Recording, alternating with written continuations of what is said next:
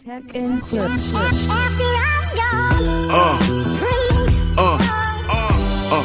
Yeah.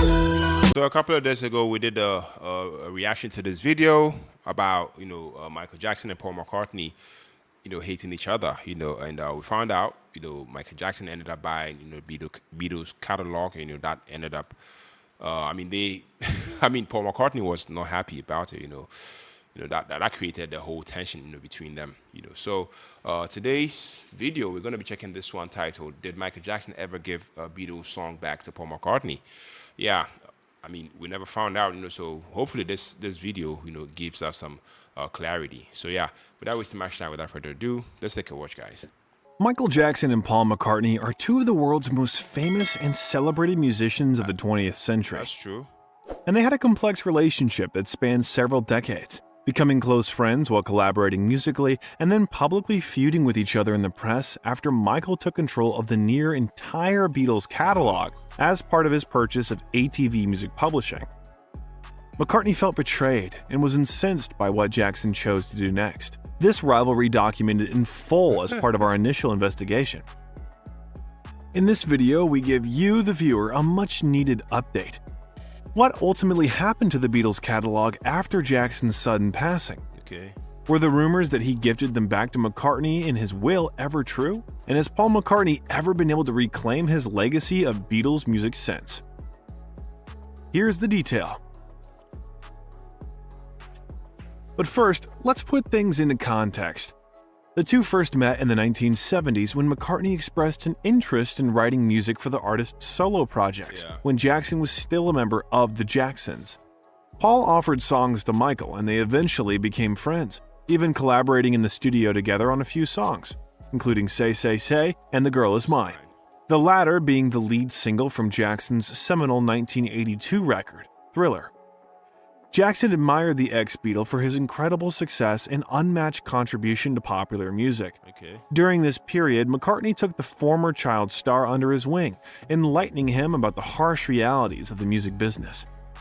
Lessons he and his former bandmates learned having made crucial mistakes in the Beatles, which resulted in them losing the publishing to all the music they created and made world famous. How that happened we won't get into now. The whole scenario, as well as how the songs got into Michael Jackson's hands, is explained in a dedicated video we did on the subject. Yeah. So, check that out if you want to hear more. Their relationship would become a lot more strained as the 1980s progressed. When Paul felt Michael took the insight he gave his collaborator and used it against him by gaining the publishing rights to essentially all Beatles music as part of purchasing the ATV catalog in 1985. McCartney had been interested in buying the rights himself, but after the record-selling success of Thriller and therefore the landslide of royalties that had accumulated, Jackson simply had the funds and sheer tenacity to offer well over McCartney's bid when it came to the negotiations, a whopping $47.5 million, the equivalent of $134 million today, making Jackson instantly the most powerful individual in all of music publishing. After the deal was made, Paul chose to reframe the outward betrayal into a positive thing. At least his most prized legacy of music was in the hands of another artist and a friend, who he hoped would be more respectful and fairer than some faceless corporate entity. Okay. McCartney would make several attempts to contact Jackson in hopes that they could negotiate higher royalty rates for his music, and that the singer-songwriter could have more of an influence on how and where his music will be used. However, a lot had changed since their time in the studio together as Michael Jackson's soaring fame catapulted him into a whole new level of superstardom. He had a lot riding on McCartney's songs now, and Michael was determined to make his investment pay up. Their relationship continued to deteriorate in the following years as McCartney publicly criticized Jackson for overly commercializing the Beatles' music. For example, allowing Nike to license the song Revolution for a much-publicized campaign, believing it cheapened the political statement he was making in the track by allowing it to be used to sell sneakers. Quote, "It kind of spoils it, just takes the edge off. Our songs are tending to get a little commercialized now, which I'm not too wild on," Paul said in an interview.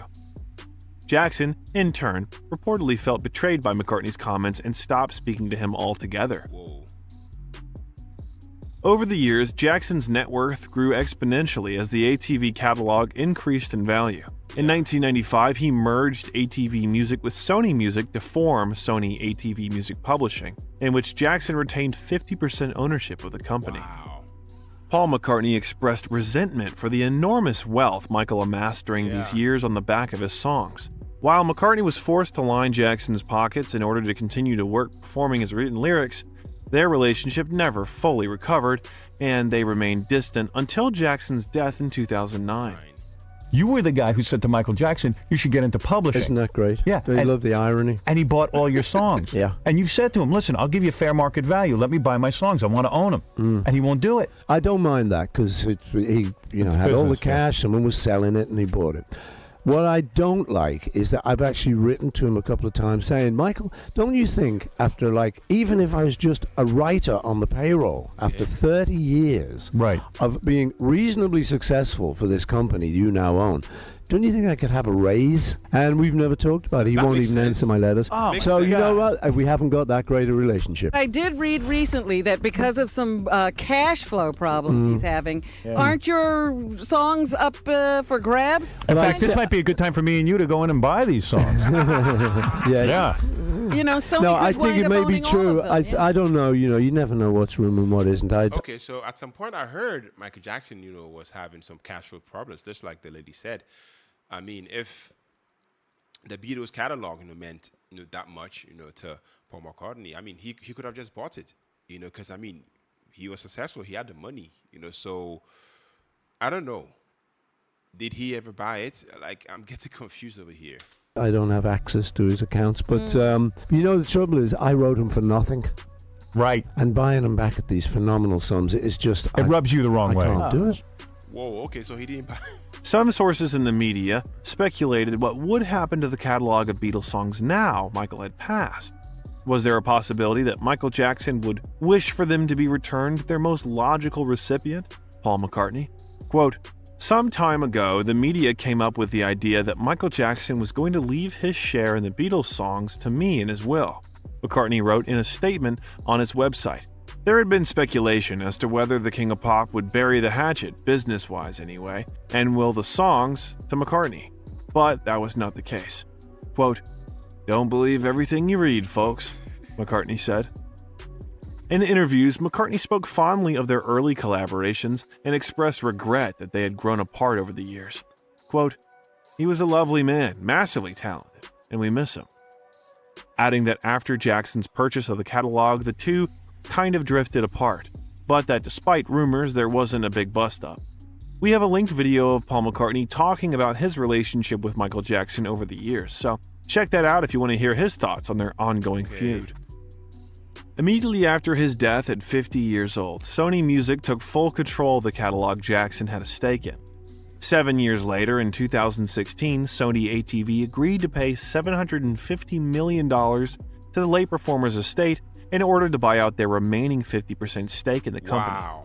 As a result, the Beatles catalog alone was valued in excess of $1 billion, an unimaginable figure for McCartney to ever consider paying to get his songs back.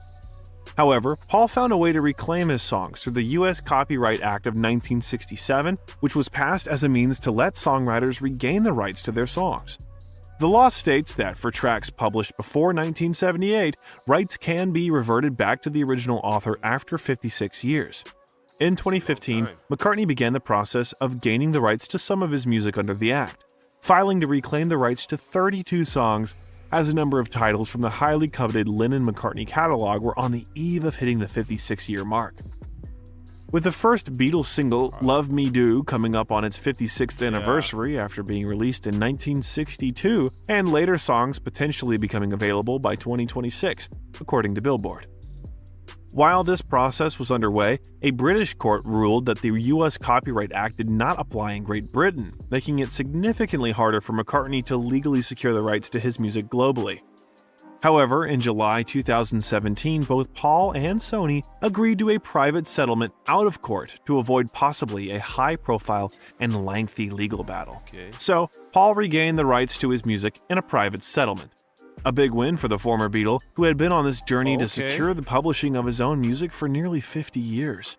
However, Few details concerning the settlement have been disclosed. McCartney's lawyer, Michael Jacobs, announcing that Sony and McCartney, quote, have resolved this matter by entering into a confidential settlement agreement, and that McCartney's lawsuit over the catalog had been dismissed, leaving it unclear what portion of the catalog has been regained by Paul, with the possibility it's a gradual time correlating to the years the songs were published, or it's a whole package with Paul paying some substantial amount on it.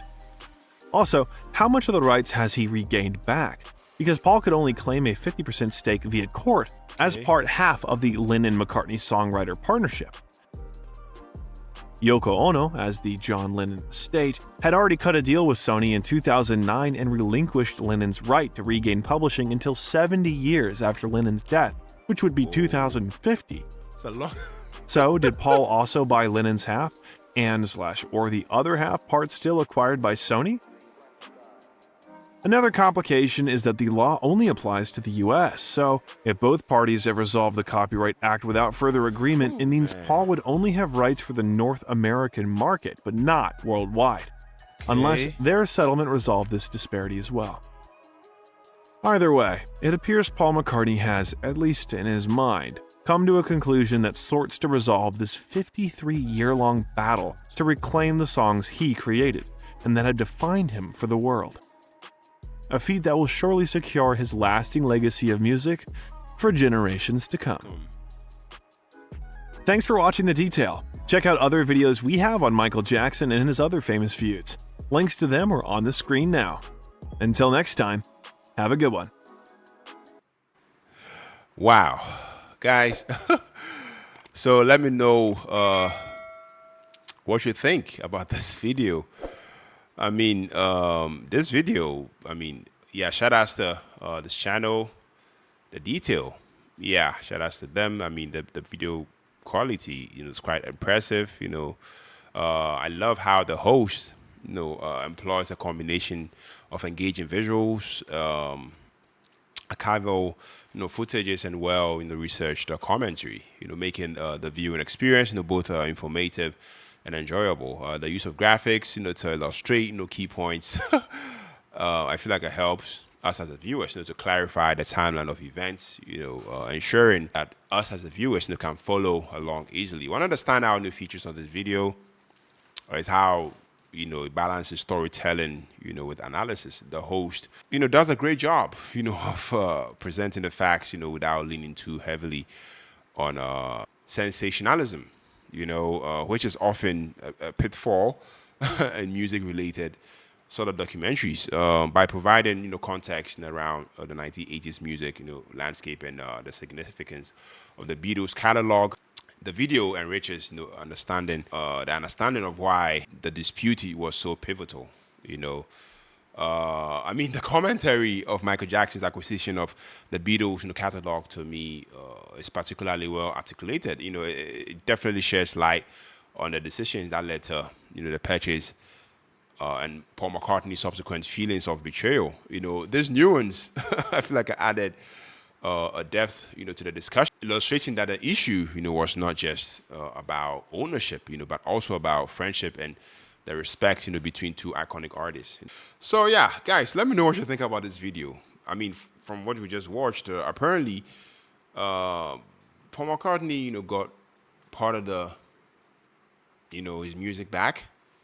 I'm not too sure, but there's this law where he has to wait like 53 years or something. Please, guys, let me know your thoughts, let me know your perspective, about this, this video. Let's discuss it down in the comment section, because this topic about Michael Jackson and Paul McCartney always confuses me. Like, it's just crazy, but it's pretty obvious that Michael Jackson never gave the catalog back to Paul McCartney.